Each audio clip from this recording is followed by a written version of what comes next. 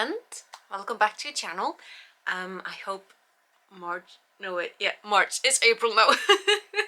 I hope March was fantastic. I hope you managed to read a lot. And yeah, so yeah, I did manage to read a little bit this month. Quite pleased with myself. It's quite a bit of a variety. That's what, 7 books. Thereof are 3 that are non-fiction. Sorry, I can read. That's 4 that are non-fiction. So I think we're gonna start with those. I read now in March. Oh, I finished reading Saving the Cat, or Save the Cat writes a novel by Jessica Brody. I can see why a lot of people are talking about this book and why so many have been using it. It's not a formula. It's more like a lovely simple cookbook, if we're gonna use like cooking analogy. It demystifies writing. Basically, it makes it not seem as difficult.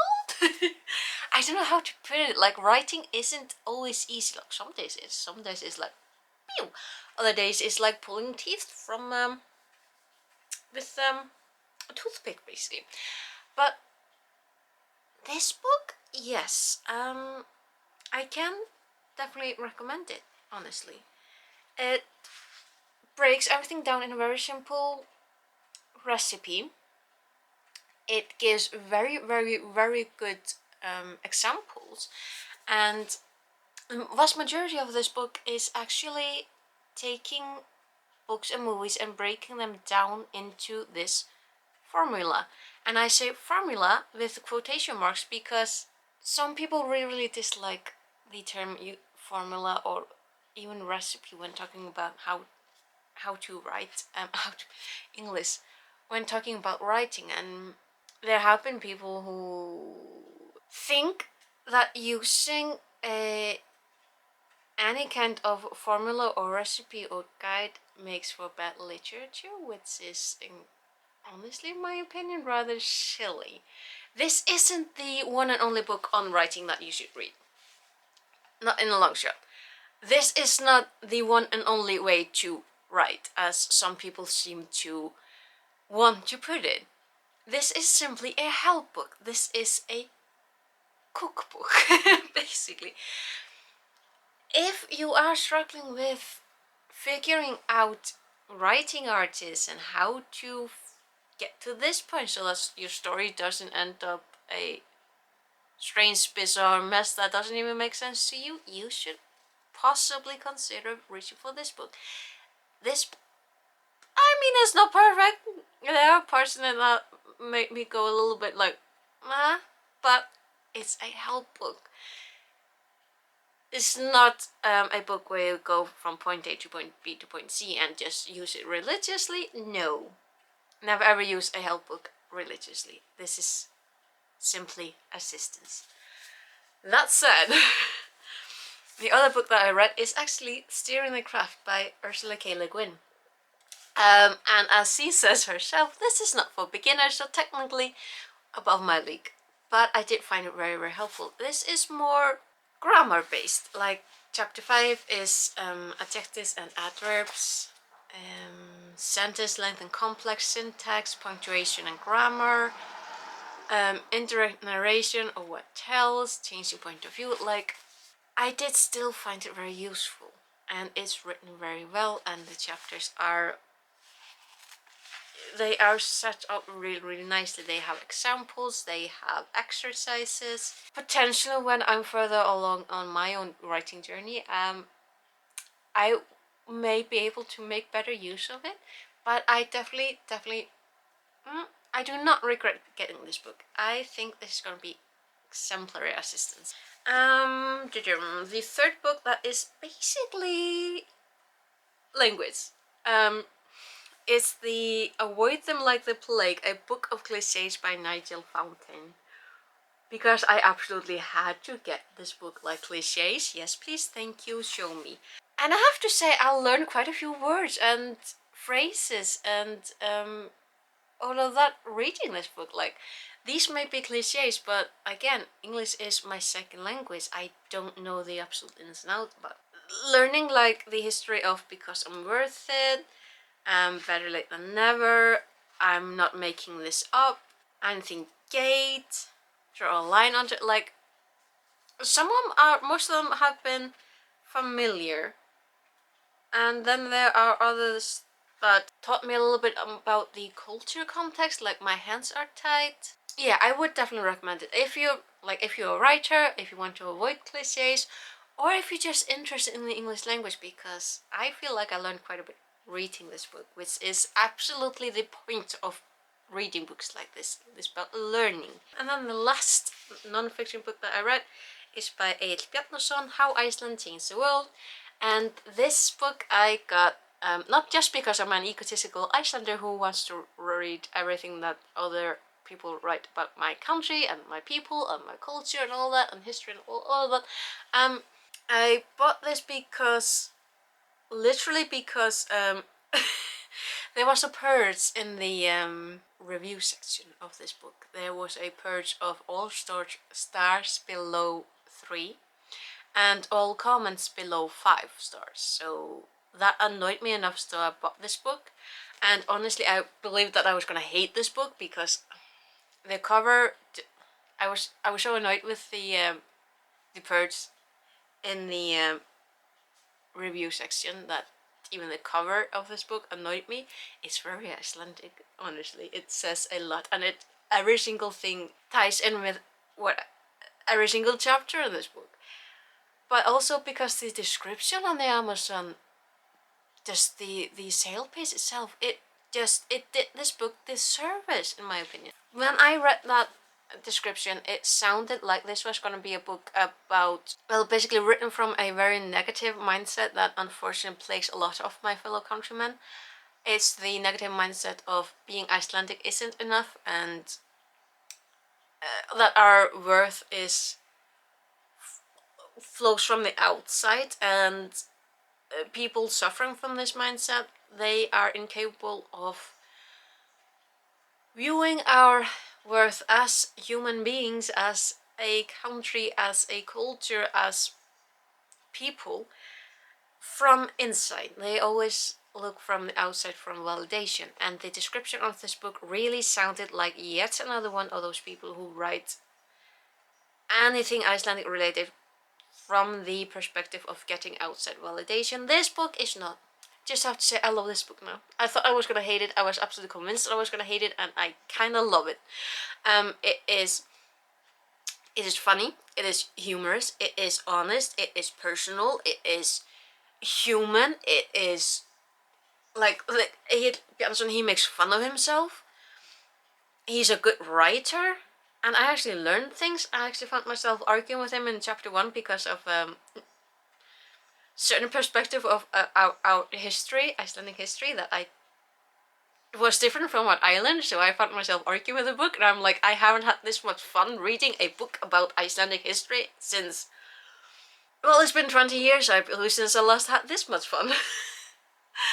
And just also the fact that he does point out people who unfortunately have been ignored by our history teaching, or when we learn history in, like, when we're children and teenagers. Like with a lot of other countries, unfortunately the main focus has been on our male ancestors, and our female ancestors have gotten less recognition. Otherwise, well, other than being temptresses, mothers, and things to be won. From the very get-go, like, he does write about our female ancestors and women in Icelandic history, not at the cost of men. He does not put men down. He just puts down the perspective that the men are more important. And I kind of love him for it. I was so convinced that I was going to hate this book, and then it turned out to be absolutely the opposite. And yes, he does deal with the moon landing and Iceland's part of it. He does deal with the settlement of Iceland. He does deal with the discovery of America. Doesn't put much weight into it because there wasn't much weight to it. There were already people there, so it's a thing. But he puts us a personal touch to every single thing, like with the moon landing. He doesn't like focus on the effect of the training that the astronauts got in Iceland.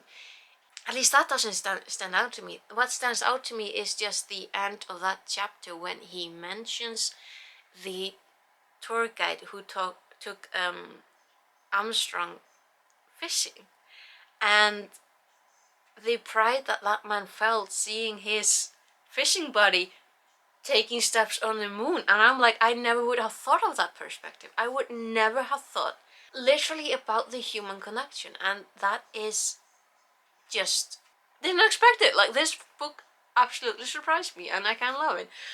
It's still going to be the star of a video that I actually planned for this channel, and I feel so proud about planning something for this channel.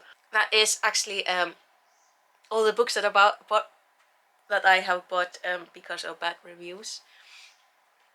This book inspired it, although technically there wasn't, like, it's a thing. But anyway, that's another video. Let's move into the fiction novels. So, yet again, on this channel, I do a series of where I reread every single Discworld novel, and I am onto the 5th one, right? I can read. Yes, this is 5th one, Sorcery. Read this one this month, and this is another Rincewind novel, and this is Terry Pratchett continuation, basically on equal rights, on ideas that he put forth there. Well, like the title says, it's about sorcery. It's about the source of magic, and it's fun. I quite like this book. In this book, he is exploring the concept of the 8th son of an 8th son of an 8th son. A wizard squared a sorcerer. So the number 8 is the number of magic on the Discworld, and everything to do with the number 8 is magical. So when you have the 8th son, I mean, he's basically just your normal human being, but if he has himself 8 sons, that 8th son automatically becomes a wizard. Usually wizards don't have relations for reasons, basically this book, but one wizard in particular, he did that, and he had 8 sons. The older 7 sons all became powerful wizards, and the 8th son became a sorcerer, and I adore this book. Like, the sorcerer in question is a 10-year-old boy who is literally raised by magical stuff, possessed by his dead father, who was a megalomaniac. Our main character is Rincewind, an absolutely failure of a wizard, but a wonderful protagonist. There is the daughter of Cohen the Barbarian, the legend in his own lifetime. There is a young novice barbarian who has been a barbarian for like 3 days and wears woolly underwear because he promised his mother. There are genies. There is death, because obviously death. There is the apocalypse. There is the disappearance of the gods. There is the ice titans. There's a lot that happens in this book, and I love it. There is a magical war. There's a talking hat. I mean, there's a lot of talking hats as well, but hat. We have a magical hat. The Archancello hat. And this book was published in 1988, so this predates Harry Potter by quite a bit, so I already did a video on this book, so that's already up on my Discworld playlist. And then kinda connected books. Which one do I start on? Let's start with Jessica Fletcher. I recently discovered that there's a novel series of Murder She Wrote. So Murder She Wrote, I watched that throughout my childhood and teenagehood, I believe, with my mother. Like, this was a family tradition. Every time that there was an episode on Murder She Wrote and we could watch it, we did. And I absolutely love that series. Like, Jessica Fletcher is a wonderful character. So when I found out earlier this year that there's a novelization series that started in year 2000. I obviously had to check it out. And I got the first book, that is Guin and Daggers. The first printing was in April of 2000, so this is a 22 years old book. And honestly, like, the second book I have here is the Agatha Christie Miss Marple Completes Your Story collection, which I absolutely devoured in 2 days. I was going to read just, you know, one short story at a time, and then I just found myself finishing this book in, yeah, in a very, very short time. Here's the thing, Agatha Christie was the master of the cozy story. Usually there isn't a lot of action that happens in her stories. Like, there is some action, obviously, like sometimes there is a murder in plain sight. People die, often quite a few. But, you know, these are, for the most part, cozies. Because you can, like, there isn't a blood splatter of, or a violent car chase or people fighting in her stories, like, which is something that I absolutely adore with her books. They just are cozy. What I did not expect was for this book to be a cozier cozy. Like, this book is so cozy. And that, when I say that it's super cozy, I mean there is literally no action. The most action is at the very, very end when people are arguing, basically.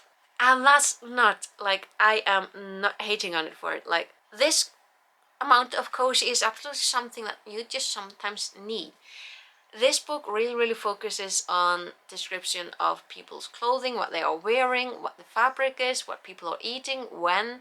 I have to say that there were a couple of chapters that ended with our dear Jessica Fletcher going to bed, and I just thought, you know what? That sounds like a good idea. I'm gonna go to bed. Which doesn't really strike me as a good thing if you want to keep your reader reading, but at the other hand, sometimes you just want a cozy book to grab then again.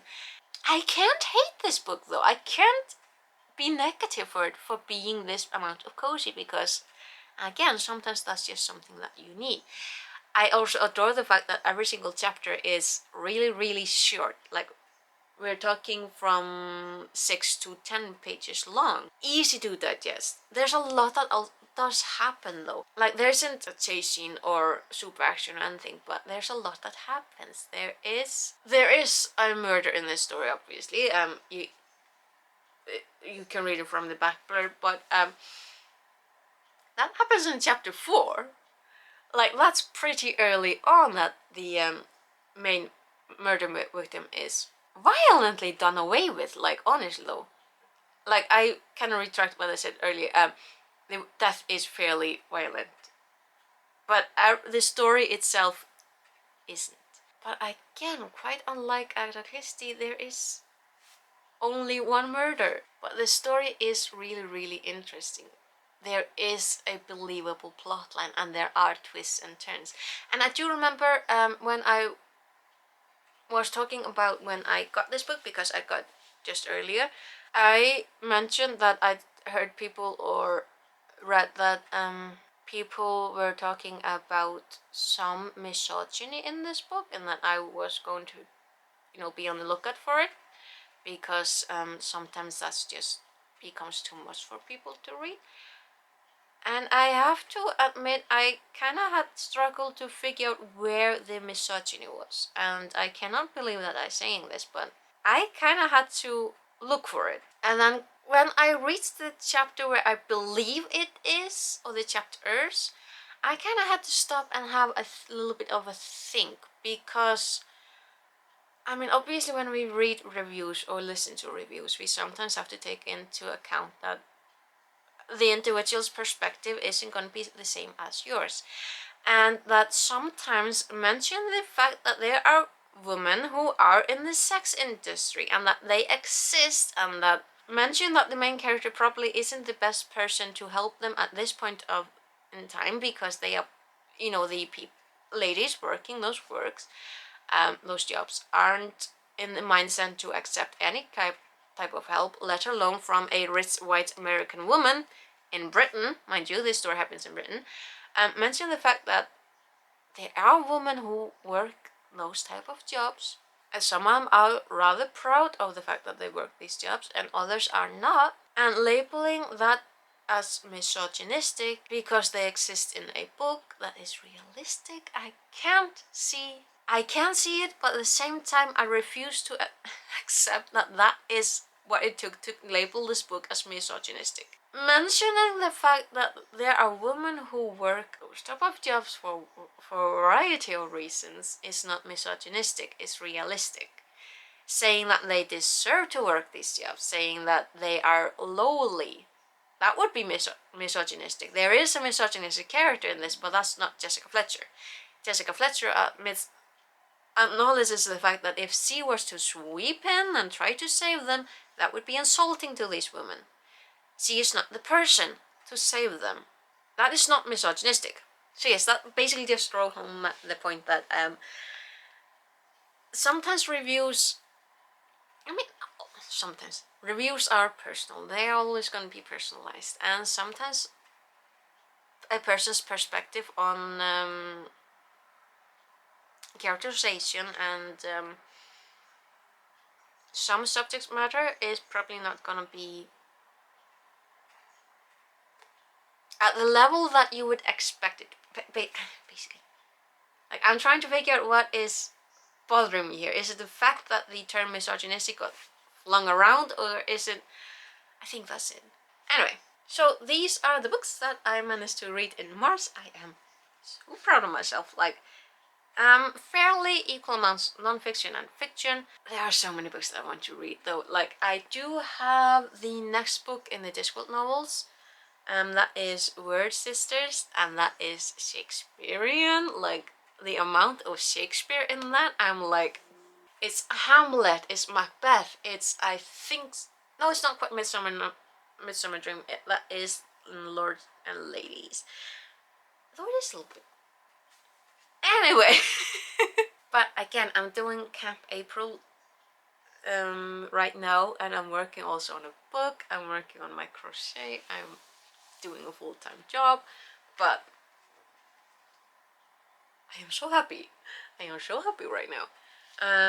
So, you know, there's a lot of people who do like 2B read piles and they show off what they want to read, and I'm just like, you know, wherever the flow takes me. I am currently reading, I'm gonna start on Weird Sisters. I am currently reading The Museum of Wales You Will Never See, Travels Among the Collectors of Iceland by A. Kendra Green. I love this cover. I did also start Michael Booth's The Almost Nearly Perfect People. That, I think I'm only a little way in, but I'm a little ambivalent about it. Like, it does have some humor, but again, I'm not really that long way in, or that far in that I feel like I can judge the book already. That's ambivalent. So that's 3 books I'm already on, and there are novels that I want to get started on, but April may not be the month, but we'll see. But again, thank you for watching, and I will see you with my reading pile in yeah, beginning of May, when I know how much I've managed to read in April. That's so cool. Anyway, thank you for watching, and I will see you later in another video. Okay, take care. Bless.